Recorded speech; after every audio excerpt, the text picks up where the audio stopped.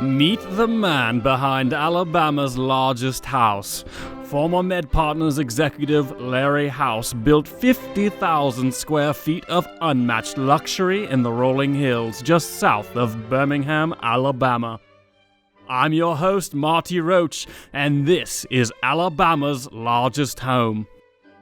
Ever wonder what it's like to live in a house slightly smaller than the White House? For $9.9 million, you can find out firsthand. The home is up for sale after an auction last October fell through. That's a steal, as the home was built for the whopping cost of $30 million. Experience the equestrian center fit for a queen. Drive it down the middle on one of America's best golf courses, Shoal Creek, which will host the 2018 U.S. Women's Open.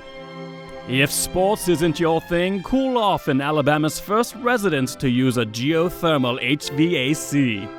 Or drink some expensive bubbly from your 2,000 bottle capacity wine cellar. Take a stroll through the main foyer and marvel at the hand-painted mural telling the life story of Asclepius, the Greek god of medicine.